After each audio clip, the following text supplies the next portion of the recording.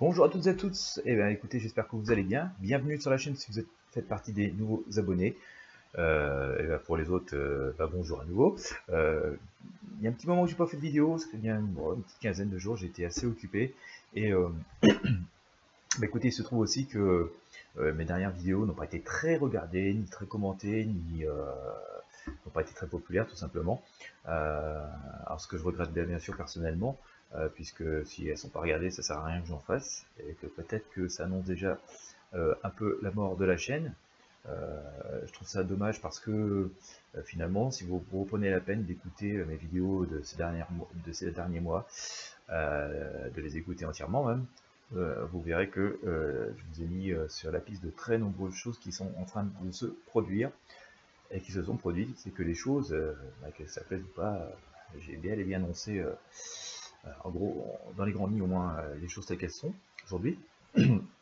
Donc voilà, un petit moment de déception de ma part, et puis bah voilà, forcément, puisque mes vidéos n'ont pas l'air de vous satisfaire, de vous plaire, à quoi bon que j'en fasse le temps passé, les recettes publicitaires ne couvrent même pas l'électricité dépensée pour les réaliser. Voilà. Ceci étant, je vous avais annoncé il y a quelques semaines un été plutôt chaud, il y avait beaucoup de soleil, on voyait beaucoup de lumière, beaucoup de soleil.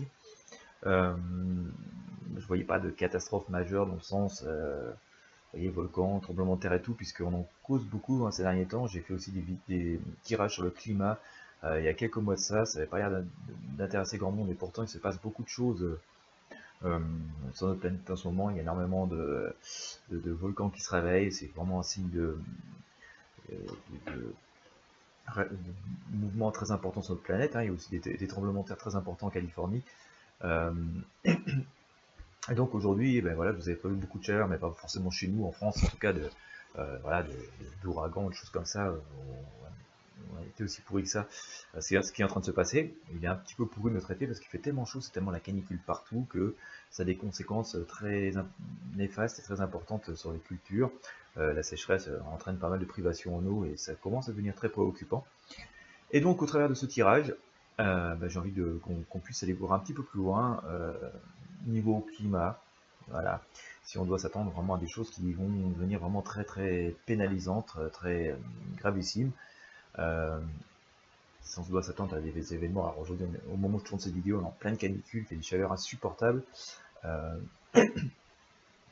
L'idée est de voir si on va pas reconnaître d'autres événements, alors qui ne vont pas forcément des événements de sécheresse, mais des froids extrêmes, des précipitations extrêmes ou des choses comme ça. Voilà, la vidéo c'est climat, sécheresse, que va-t-il se passer, phénomène naturel, que va-t-il se passer au cours des prochaines semaines, au cours des prochains mois. Voilà les grandes lignes. Si vous aimez la vidéo, voilà, comme d'habitude, n'hésitez pas à la partager sur vos réseaux sociaux, voilà, ça c'est très important. Mettre un pouce bleu, à la commenter. Alors vous pouvez être de mon avis ou pas, peu importe, donc c'est commenté gentiment, il n'y a aucun souci. Vous ne verrez pas vos commentaires apparaître immédiatement, parce qu'en raison du nombre de trolls, même avec les nouvelles dispositions YouTube, je pense pas que ça va forcément nous aider beaucoup. Nous réalisateurs de vidéos, donc en raison du nombre de trolls, de gens haineux et tout, je suis obligé de commenter de filtrer les commentaires. Donc voilà, c'est pour ça que vous ne les voyez pas apparaître aussitôt. Ça ne veut pas dire que je ne les lis pas et que je ne les valide pas quand j'ai un petit peu de temps. Donc il peut se passer quelques heures à quelques jours avant que votre commentaire apparaisse, mais voilà, en tous les cas, c'est judicieux, il n'y a pas de raison qu'ils n'apparaissent pas à un moment ou l'autre, et je vous remercie de les faire. Donc voilà, niveau climat, que va-t-il se passer? Où ça en est? Où ça part? Où ça?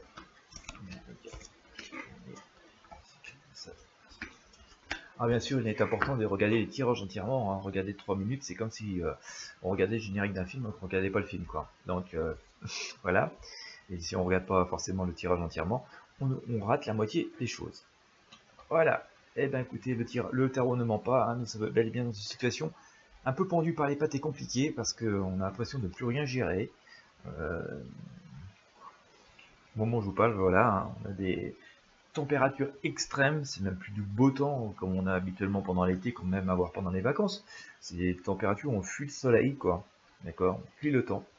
On perd le contrôle parce que ça entraîne des conséquences assez importante et catastrophique au niveau par exemple des cultures, et il y a des choses qui vont tout simplement pas être récoltées, tout simplement parce qu'elles sont plus cultivables.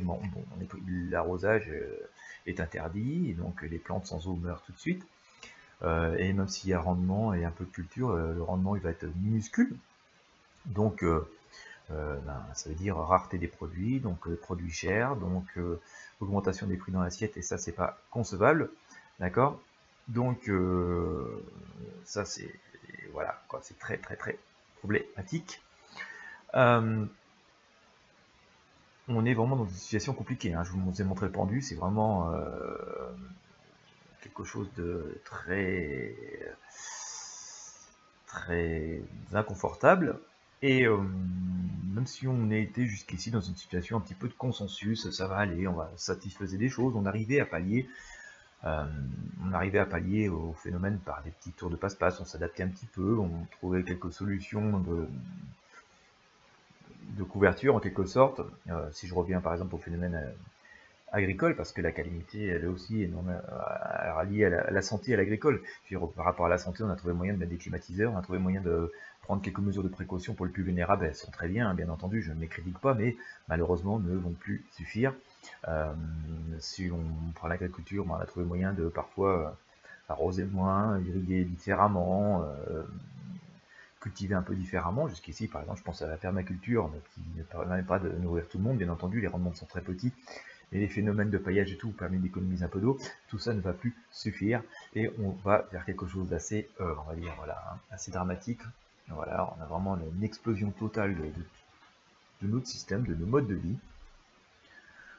Tout ce qui nous a permis de tenir, de pallier aux conséquences climatiques jusqu'ici n'ont plus suffire. Et d'ailleurs, je parle de l'instant de soleil, mais aussi, on connaît aussi à un moment donné des précipitations énormes, voilà, des gros orages énormes. On peut connaître des précipitations énormes même à l'automne, au printemps, ou même en hiver, qui fait qu'on n'est plus capable d'endiguer cette quantité d'eau qui nous tombe du ciel d'un coup comme ça. Et finalement, tout ce qu'on a créé, tout ce qu'on a, nos modes de vie, tous nos modes de fonctionnement ne vont plus suffire, et c'est le grand coup de balai qui arrive, d'accord.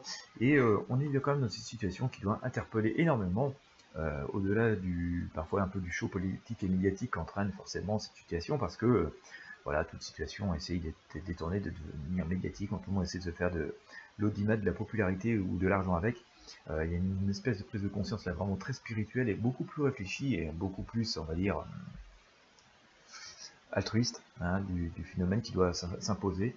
On a vraiment deux sages et deux femmes qui apparaissent. Vous voyez, j'ai l'impératrice et la papesse, mais la papesse c'est quand même une femme, vous voyez, un peu elle a la sacro autour du cou, hein, donc c'est plutôt une forme de religieuse et donc d'altruisme, mais qui nous interpelle sur les choses et qui doivent nous amener à des prises de conscience, et on doit s'attendre effectivement à des phénomènes naturels extrêmement conséquents, extrêmement violents, extrêmement importants dans les semaines, les mois, les années à venir, j'oserais dire, et qui doivent dès aujourd'hui nous interpeller, mais vraiment, on doit vraiment travailler sur le fond et non plus sur la forme. Donc nous arrêtons un peu ce côté show médiatique, politico-médiatique, puisque on doit être interrogé vraiment sur le fond du problème et de la situation, parce que la vigilance nous est interpellée, mais on nous interpelle sur une vigilance maximale, et c'est le pape hein, qui nous le dise, c'est comme ça.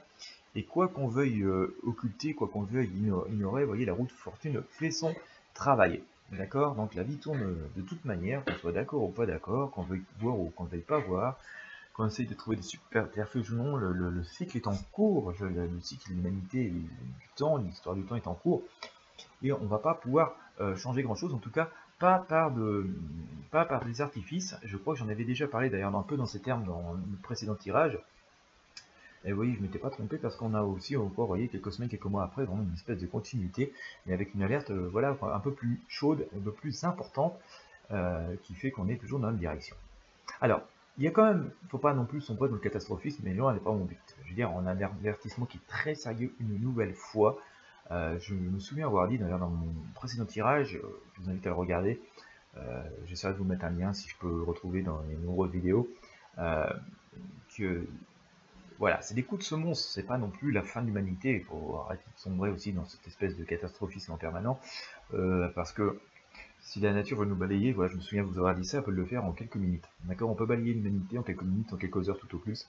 Tous les volcans qui se réveillent, des tsunamis partout et des tremblements de terre. Et voilà, de toute façon, la vie sur Terre sera tellement irrespirable, ne serait-ce que par toutes les fumées nocives qui émaneront des volcans et que voilà, tout s'arrête quoi. Et ça entraînerait forcément des destructions industrielles et même catastrophiques. Donc voilà, en quelques heures, euh, l'avenir de la planète et nous tous peut être compromis, mais nous n'en sommes pas là. Voilà, je vous le dis, nous ne sommes pas dans cette phase-là. Par contre, on doit prendre très au sérieux et très humblement arrêter nos sociétés égotiques où voilà, chacun plutôt pense s'afficher pour savoir plus, être plus intelligent qu'eux, vivre dans ce confort matériel un peu démesuré qui finalement nous n'amène pas de confort, nous amène plutôt à la catastrophe. Et on doit forcément juste prendre conscience que nous sommes que des petites puces, des petites poussières sur la Terre, qui auront leur utilité bien entendu, mais voilà, franchement, l'ego doit être retombé au minimal, et ça va se produire, de toute façon, il va y avoir cette prise de conscience collective, heureusement, nous œuvrons tous à ça, et si vous me regardez, c'est que vous êtes sensible aussi à cette cause, et que vous-même, vous œuvrez dans la bonne énergie, dans la bonne vibration, pour que tout change, et il va y avoir un nouveau départ, il va y avoir des choses qui vont changer. Il va se falloir encore quelques semaines, quelques mois pour que vraiment cette prise de conscience se fasse. Elle va être douloureuse, hein. Je pense qu'on va avoir des débats très tendus, on va avoir des discussions très tendues entre les gens qui font des lois, qui orientent la société, et aussi certains lobbies qui ont tout intérêt à ce que rien ne change. Mais la volonté populaire, la volonté de tous va faire que et l'urgence totale, absolue de la situation, et on va connaître quelques alertes très puissantes dans les semaines et les mois qui viennent, va faire qu'on va devoir complètement avoir une direction commune, mais qui va complètement changer, totalement changer. Il est fort possible que si vous regardez ce tirage dans un an, vous direz, il avait raison, et qu'il y aura vraiment des grandes orientations de la société qui vont avoir changé. L'urgence et la vie va être complètement différente, et on va aller vraiment vers quelque chose de nouveau. Alors c'est pas encore défini au jour d'aujourd'hui, mais on va aller quand même sur des modes de vie beaucoup plus naturels, beaucoup plus sains, moins dans la société de consommation, on produit toujours plus, on veut toujours le dernier gadget high-tech, la dernière télé, la dernière bagnole, le dernier téléphone, vous voyez toujours le truc dernier cri qui finalement est assez futile par rapport à nos besoins réels, fondamentaux réels, et par rapport aux possibilités simplement que peut nous offrir la nature et tout simplement cette planète. Et donc on va revivre peut-être un peu avec je ne dis pas qu'on va revivre comme autrefois, mais on va revivre avec un état d'esprit plus sain et plus naturel, un peu comme était autrefois, moins dans l'imponence, plus dans on utilise toutes nos ressources et toutes nos ressources de la manière qu'elles peuvent nous servir. La moindre goutte d'eau va être sans doute économisée, le moindre mode de production va être optimisé. Je vais prendre un exemple, parce que moi j'habite dans le bocage, et autrefois, dans les fermes, voilà, qui étaient beaucoup plus petites qu'aujourd'hui, on produisait des petites quantités et on ne brûlait pas les sols, voilà, à grand coup de 100 hectares de blé, super chimique, un engrais, où on a détruit les sols à coup de produits, où il n'y a même plus un ver de terre. Autrefois, parce que je m'intéresse au sujet, donc il y a des musées qui nous expliquent un peu comment on vivait et comment on travaillait de façon très raisonnée. Autrefois, sur une parcelle de champ, il y avait de l'herbage, il y avait des pommiers, et donc il y avait des arbres. Pourquoi? Parce que tout simplement, les racines profondes des arbres permettaient de puiser de l'eau et de faire remonter de l'eau vers le sol. Donc, ils permettaient de faire verdir l'herbe et faire pousser l'herbe. L'herbe qui nourrissait les animaux, l'herbe avec laquelle on faisait le fourrage, l'herbe qui participe à la photosynthèse, d'accord? Arbre qui servait au même temps à abriter les animaux la canicule, donc les permettait de les avoir au frais. Et comme ils étaient au frais, ils consommaient moins d'eau. Autant dire qu'un bovin, ça consomme énormément d'eau. Et que comme de toute façon ils souffraient moins de chaleur, ils continuaient à produire beaucoup plus de lait de meilleure qualité, sans qu'il y ait besoin de leur filer des farines animales, des fourrages de synthèse un peu pourris comme les ensilages comme nous connaissons, et qui évitaient donc de produire aussi énormément de maïs qui sert qu'à l'ensilage, qui eux-mêmes consomment d'eau. D'accord? Ces pommiers, donc, qui permettaient de faire monter l'eau, faire produire de l'herbe, et des fourrages naturels, qui servaient donc à éviter que les vaches aient besoin de beaucoup d'eau pour produire beaucoup de lait de mauvaise qualité. Donc ces vaches qui produisaient donc aussi un lait de meilleure qualité. Ces pommiers servaient aussi à produire des pommes.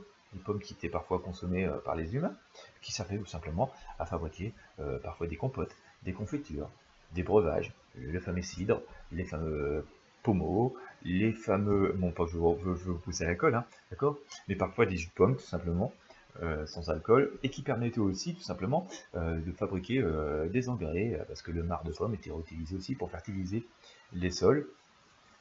Vous voyez, tout simplement, il y avait une espèce d'écosystème, et la moindre parcelle de terrain était utilisée de façon intelligente et complètement presque en autonomie. Il y avait un cycle biologique qui était là. Excusez-moi, cette partie un petit peu longue, ça veut dire aussi que, pour revenir à mon tirage, tout notre mode de fonctionnement doit retourner à des écosystèmes. C'est que si on utilise une goutte de pétrole, elle doit refavoriser l'écosystème complet. Si on utilise une goutte d'électricité, elle doit produire un écosystème complet. Si on utilise 1 kW d'électricité, tout ça doit générer un écosystème. Et au lieu de produire pour produire, en se foutant complètement d'une espèce d'écosystème, finalement de cycle de boucles qui doivent se boucler elles-mêmes, qui doivent se régénérer elles-mêmes, et ben voilà, on doit arriver à ces systèmes, et c'est ce que nous allons faire, et c'est pour ça que je me suis permis ce petit aparté agricole, qui, vous voyez l'intelligence qui était tout derrière de nos ancêtres, hein, de nos anciens. Enfin, quand je dis ancêtres, on est juste allez, 100 ans en arrière. Mais il y avait une véritable intelligence, un véritable sens de l'observation, un véritable sens de la nature et de la logique, tout simplement. Et tout ce que nous faisons aujourd'hui, même si nous allons continuer à vivre de façon quand même moderne, hein, nous n'allons pas retourner complètement en arrière, sauf pour ceux qui le souhaitent, il va y avoir aussi des vocations comme ça, mais que même si nous continuons à vivre dans une forme moderne, nous devons le faire avec une certaine logique et un certain écosystème. Certaines villes d'ailleurs commencent à le mettre en place. J'ai vu que la ville de Paris, elle replantait 40 hectares de forêt. On a tout déforesté à une époque. Aujourd'hui, on reprend des forêts. Tout simplement, il faut simplement de l'ombre pour simplement protéger. Alors là, pas les bovins, mais pour protéger les humains des conséquences des canicules. Aussi, ça génère, les arbres vont absorber de la pollution, vont servir à refaire un petit peu monter un peu d'eau en surface. Et puis, en protégeant les humains, nous-mêmes, nous allons donc consommer moins d'eau, puisque nous allons avoir moins soif que si on ne faisait rien. Puis, bien sûr, ça va faire en partie de nos vies. Et donc, ça va aussi favoriser effectivement de pollution. Puis, peut-être qu'au pied de ces arbres, finalement, on essaiera de refaire des petits projets agricoles, des petits jardins. Et même si on produit quelques légumes, d'ailleurs, comme c'est fait sur certains toits à Paris, ce sont toujours autant de choses consommables qui elles-mêmes absorbent du CO2. Donc contribue à améliorer la planète. Donc voilà, on retourne vraiment vers des systèmes plus intelligents, beaucoup plus respectueux, beaucoup plus vers des systèmes, voilà, des écosystèmes qui doivent absolument se mettre en place et qui vont se mettre en place. Et on va pas avoir le choix parce qu'on va quand même continuer à avoir des gros coups de semonce dans les semaines et les mois qui viennent. Alors pour l'instant, au moment où je vous parle, on est en pleine canicule, mais on va avoir par contre là, voilà, une accentuation des phénomènes naturels gravissime, quoi. On va pas pouvoir se contenter des mesurettes et des choses que nous avons reconnues jusqu'ici. Finalement, je termine ce tirage un peu dans les mêmes conclusions que j'avais eues dans mon précédent tirage, mais voilà, là c'est un peu plus renforcé, c'est un peu plus concret, un peu plus réel. Il y a une véritable urgence parce qu'il s'est écoulé quelques semaines, quelques mois entre mon précédent tirage et celui d'aujourd'hui, et que là on sent quand même que la pression qu'on a sur les épaules est beaucoup plus importante. Ceci dit, voilà, c'est un appel à l'intelligence, ce n'est pas du catastrophisme non plus, même si la situation est très préoccupante, et c'est dans le devoir de chacun d'entre nous, mais voilà, il y a des choses qui vont devoir se mettre en place et qui vont se mettre en place. Mais voilà, dès aujourd'hui, peut-être que c'est une invitation à chacun d'entre nous à créer des petits écosystèmes et à faire que chaque chose que nous utilisons soit recyclée, recyclable, parfois de façon autonome, hein, je ne parle pas que des simples conteneurs au bord de nos routes, mais nos modes de consommation, nos modes de rédaction doivent nous interpeller à créer nous-mêmes nos petits écosystèmes. C'est aussi respectueux et économe au final, ça va nous amener à faire des économies, donc tant mieux, à consommer moins d'argent. Tout ce tirage nous interpelle à faire nos propres écosystèmes et nos propres autonomies autant que possible. Voilà, on refera, si ça vous intéresse, dans quelques semaines, un tirage pour y voir un peu plus clair encore, pour voir comment la situation a évolué. Si vous avez aimé, je vous invite à mettre un petit commentaire, voilà, paisible, sympa, ça fait toujours plaisir. Je les lis, mettre un pouce bleu, partagez la vidéo autant que possible, parce que si elles ne sont plus vues, ça ne sert vraiment plus à rien d'en faire.